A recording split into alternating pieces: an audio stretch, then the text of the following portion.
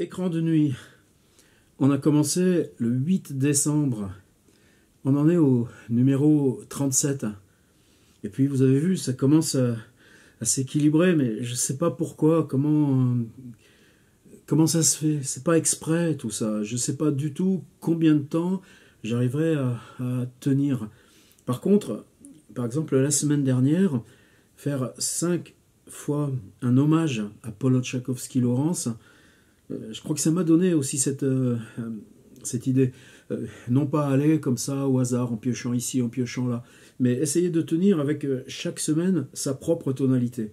Chaque semaine, une sorte de série, un petit peu thématique. En même temps, ce sera toujours là où j'en suis de mon boulot, de mes préoccupations, de mes lectures, mais ça pourrait aider. Et puis, par exemple, le samedi, là, ben oui, c'est l'arbitraire aussi. C'était l'hommage de Remunette à Philippe Ramy.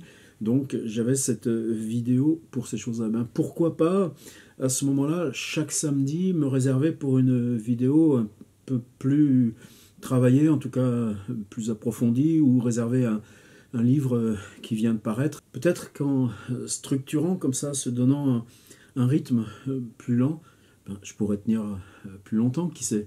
Pourquoi pas des séries sur des auteurs aussi, Michaud ou Balzac ou Baudelaire. Quelqu'un qui était sur la route depuis un moment, c'est, on dit toujours en français, W.G. Sebald. Sebald, vous savez, vivait en Angleterre.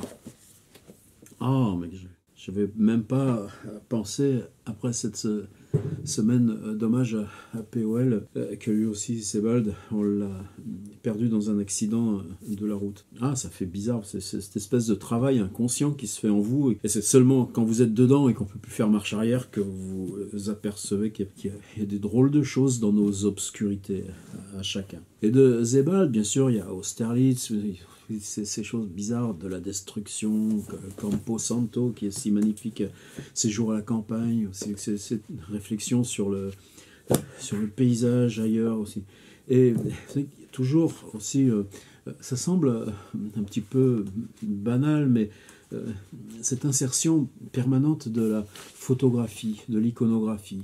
C'est pas quelque chose de forcément nouveau. D'ailleurs, tiens, quelle belle série il y aurait à faire sur le surréalisme. Reprendre le paysan de Paris, et puis après aller voir du côté de Nadja. Oh là là, mais qu'est-ce que j'ai envie de faire ce boulot. Vous avez remarqué aussi que j'ai un petit peu changé. Il faut qu'on varie un peu les modes d'exécution, les cadres et tout. Hein. On va pas faire tout le temps. Là, c'est vrai que là, ça commençait aussi à m'ennuyer un petit peu. J'ai remis mon sweatshirt à vidéo, Philip ou de je sais pas quoi. Là.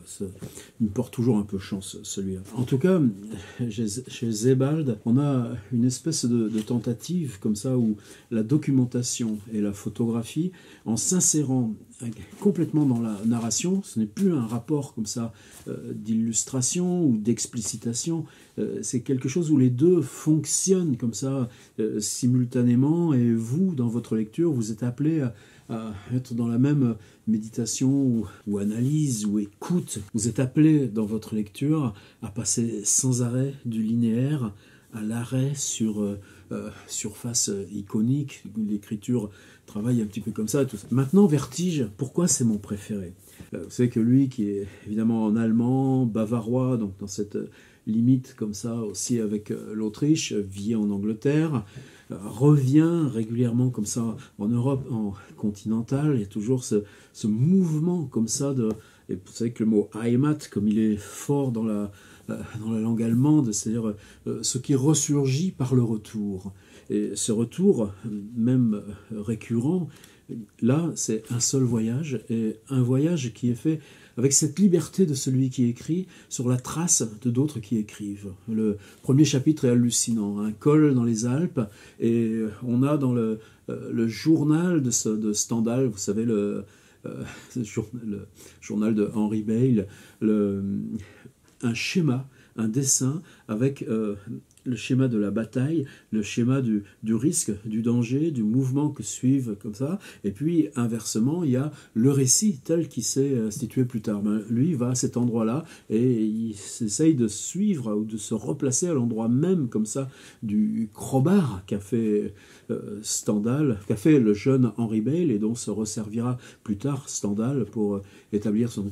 À partir de là, aussi, ce voyage en Italie, passe à Venise, et puis il va dans une ville qui a priori est une ville assez banale, Riva, sauf que Riva, Franz Kafka, malade de tuberculose, il a fait un long séjour.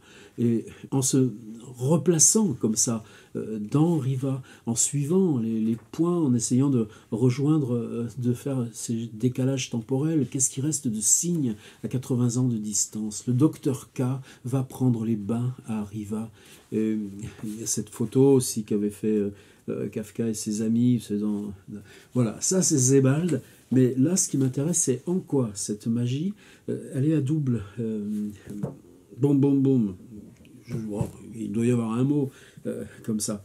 Mais une espèce de cascade qui fait que dans ce feuilletage, dans cette superposition, vous gagnez quelque chose qui vous rapproche encore plus de l'écriture. C'est-à-dire on se rapproche de l'écriture parce que la démarche de Sebald intercale, raconte la démarche d'un autre vis-à-vis de sa propre écriture. Et en même temps, il la court-circuite puisqu'il est précisément dans le lieu où les signes de ce lieu, le temps, ce qu'on voit, c'est exactement le même point d'appui que le premier. Et le chapitre que je voulais lire comme ça au tout début, il concerne quelqu'un qui est en allemand. Là, c'est une très belle édition chez Harpo Esperluet. Est-ce qu'on dit Harpo et ces petits livres avec quelque chose de toilé, des prorabats, une super belle matière. Où est-ce que c'est imprimé ça? Cet ouvrage fut composé sur linotype en Garamond Times Spartan et machine à écrire, imprimé dans l'atelier d'Harpo, 6 à Corbière, en septembre-octobre 2002. Harpo faisait ses livres eux-mêmes.